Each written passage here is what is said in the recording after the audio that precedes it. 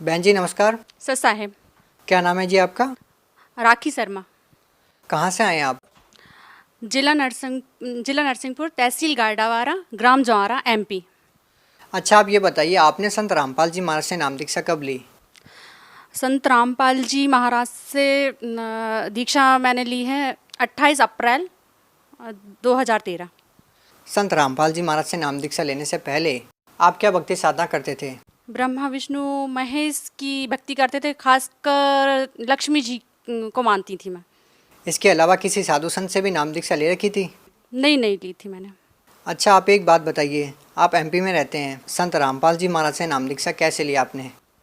Sir मैंने अपने पति के कहने पे संत रामपाल जी महाराज से नामदान लिया था।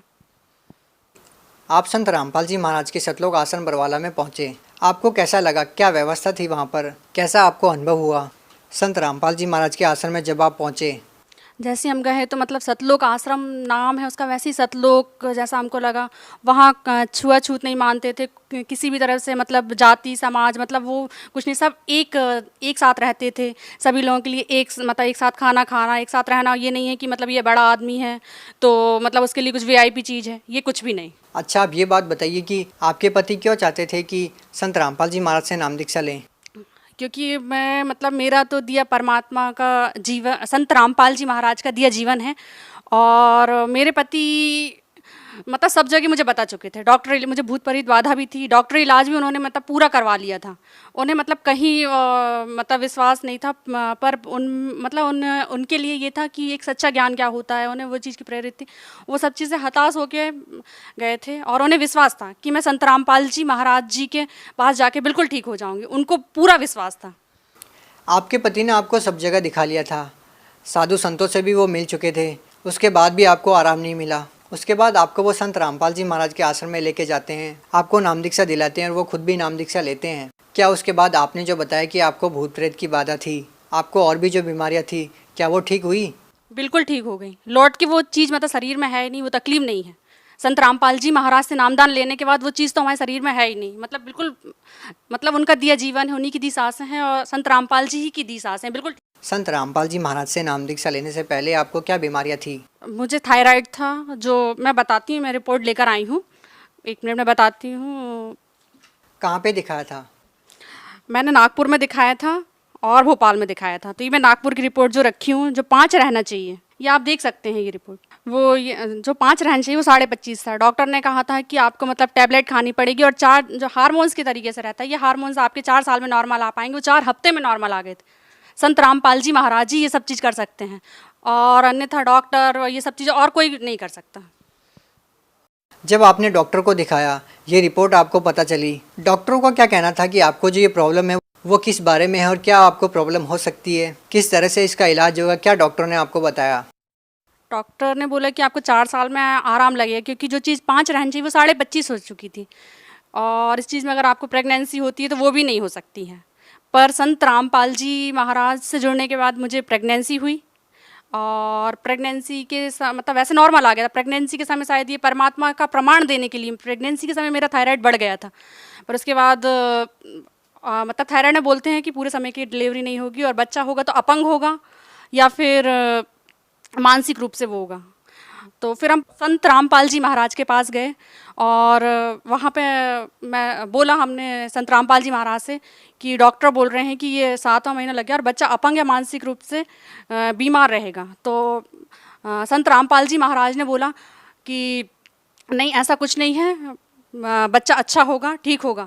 तो हमें संत रामपाल जी महाराज, हमारे पिता परमेश्वर पर विश्वास था और जब मेरी डिलीवरी हुई तो बच्चा बिल्कुल स्वस्थ हुआ। और उसके बाद थोड़ा सा मैं आपको बताती हूँ, उसके बाद बहुत ज़्यादा दिक्कत हो गई थी। बच्चे होने के बाद मेरे शरीर में इन्फेक्शन फैल गया था और पूरे शरीर में मतलब इन्फेक्शन फैल चुका था, जहर फैल चुका था। और फिर मैं डिलीवरी रूम में लेटी हुई थी, मैंने परमात्मा को याद करा, गुरु जी आ जाओ। मतलब जब दिक्कत परेशानी होती है तो एक अपने पिता को याद करा जाता है, जन्म देने वाले। पर मेरे लिए तो मेरे मतलब बंदी छोड़ संत रामपाल जी महाराज हैं, क्योंकि मैं तो मर चुकी थी, उन्हीं की दी सांस से हैं। तो बस मैं रो रही हैं और डॉक्टर बोल रहे हैं कि उनको सरकारी अस्पताल रेफ़र कर दो। पूरी हरी नीली पड़ गई थी, मुझे खुद लग रहा था कि मैं बिल्कुल नहीं बचूंगी। पर संत रामपाल जी महाराज मतलब मेरे पिता खुद कहाँ हरियाणा में हैं, और अचानक मैं याद कर रही हूँ उनको कि गुरुजी आ जाओ, गुरुजी आ जाओ, हे संत रामपाल जी महाराज आ जाओ, मेरे पिता आ जाओ, कि मैं आखिरी समय आपको देख सकूं, कि आपकी दी सांस है, मैं मर जाऊं तो मतलब कोई वो नहीं रहेगा, आपकी दी सांसें हैं, एक बार आप मुझे दर्शन दे जाओ परमात्मा। गुरुजी, लेबर रूम का गेट लगा था, अपने आप गेट खुला, गुरुजी आए, संत रामपाल जी महाराज आए, उन्होंने मुंह पे हाथ रखा, सर पे हाथ रखा, और अचानक मेरे सर से मतलब एकदम उल्टी हुई, और उल्टी के बाद अपने आप जो पॉइजन था वो पूरा निकल गया। मतलब ये एक चमत्कार है, डॉक्टर तक से रेफर करने लगे थे जो सरकारी अस्पताल में। ये केवल संत रामपाल जी महाराज, एक पिता अपने बच्चे के लिए कर सकता है, अन्यथा कोई संसार में नहीं है जो मतलब मरे को जिंदा कर दें, ये संत रामपाल जी महाराज ही कर सकते हैं। कौन से हॉस्पिटल में थे उस टाइम पे आप? जिला नरसिंहपुर के अग्रवाल हॉस्पिटल में थे हम। संत रामपाल जी महाराज से नाम दीक्षा लेने के बाद आपको और क्या लाभ मिला? जैसे कि मैंने आपको बताया, डिलीवरी के समय मुझे इन्फेक्शन हुआ था, और मतलब पूरे शरीर में पाइजन फैल गया था, उससे मतलब मुझे नया जीवन दान मिला। और थायराइड था, जो बच्चा अपंग बताया था वो बच्चा हुआ, बिल्कुल ठीक है, मानसिक रूप से भी ठीक है, शारीरिक रूप से भी ठीक है। और मैं आपको एक लाभ, और मैं भूत प्रेत बाधा थी मुझे, वो मतलब वो अब लौट के मेरे शरीर में नहीं, संत रामपाल जी गुरु जी की कृपा से। और मैं आपको एक लाभ और बताना चाहती हूँ कि जो मुझे हुआ है, एक बार क्या हुआ कि मैं चूड़ी की कवर्ड में चूड़ियाँ रखी हुई थी, जैसे ये चूड़ी कवर्ड है मेरा, और बस ये ऐसा सांप फन करा हुआ सांप बैठा हुआ था, और बस सांप के पास से मैंने चूड़ी उठाई, सांप ने फन करा पर मुझे काट नहीं पाया। संत रामपाल जी महाराज ने मुझे हर तरीके से मतलब हर जगह मुझे बचाया।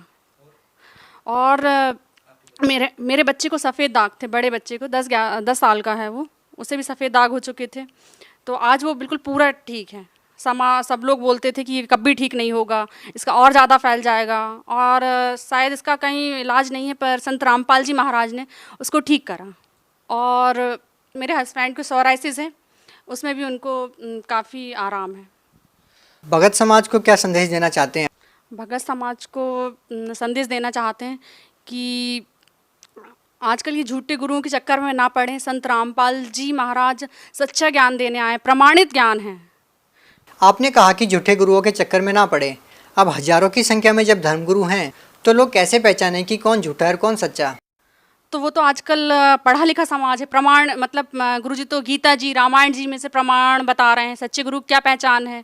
गीता जी में बताया है कि आपने सच्चे गुरु की पहचान के बारे में बताया। अगर आपसे पूछा जाए कि सच्चे गुरु की क्या पहचान है तो आप क्या बताना चाहेंगी? सच्चे गुरु की तो मतलब सबसे बड़ा प्रमाण है हमारे गुरु जी, कि आज तक मतलब कोई जितने भी गुरु हैं उन्होंने मतलब कभी प्रमाणित ज्ञान नहीं बताया। कोई ब्रह्मा विष्णु महेश की, तो कभी कोई किसी की भक्ति बता रहे हैं, मतलब जो प्रमाणित ज्ञान है और उल्टे वृक्ष को सीधा का बताए, सच्चे गुरु की वही पहचान है, गीता जी में बताया गया है। और सच्चा गुरु वो है जो कि मतलब शिष्य को सही राह पिलाए। जैसे कि हमारे गुरु जी हैं तो वो उन्होंने उनके नियम हैं, हर जो गुरुजी लोग रहते हैं उनके नियम नहीं रहते हैं, आज संसार जुड़ जाए भैया, पर मतलब गुरुजी से क्या नियम की वजह से भी इंसान जैसे पैर पढ़ना पढ़ाना, इस वजह से ये सब और गुरु लोग इन्हें मना नहीं करवाते, तो उनके नियम हैं। जैसे कि आज ये समाज को मैं ये संदेश देना चाहती हूँ कि आज आपके भी बच्चे हैं छोटे छोटे, आज गुरुजी के ये नियम में नशा छीना नहीं है, तो आज ये छोटे बच्चे जो नशा छीनेंगे नहीं तो वो करेंगे क्या, है ना। तो मतलब ये है कि गुरुजी और दहेज लेना देना ये सब बंद करवाया, आज मतलब ये सरकार नहीं करवा पा रही। नशे का सामान आज भी बिक रहा है, पर संत रामपाल जी महाराज के जो भगत हैं वो मतलब ना नशा का सामान खरीदते हैं ना ही, और सबसे बड़े आज जो अपने बच्चा जनरेशन है तो वो जब नशा का सामान जो लेगी नहीं, खरीदेगी, छीएगी नहीं तो वो करेगी क्या, है ना। आपसे एक अंतिम प्रश्न पूछना चाहेंगे कि जिस संत से नाम दीक्षा लेने के बाद आपको बहुत सारी शारीरिक समस्याओं से निजात मिली है और आप बता रही हैं कि संत रामपाल जी महाराज समाज को नशे से बहुत दूर कर रहे हैं और दहेज प्रथा से समाज को राहत दिलाई है, एक ऐसा संत जेल में है, तो आप सरकार से क्या प्रार्थना करना चाहेंगी? सर मेरा सरकार से यही निवेदन है कि जिस संत रामपाल जी महाराज ने मतलब लाखों लोगों को जीवन दान दिया है उनको जल्द से जल्द रिहा करा जाए। बहुत बहुत धन्यवाद। सच साहेब।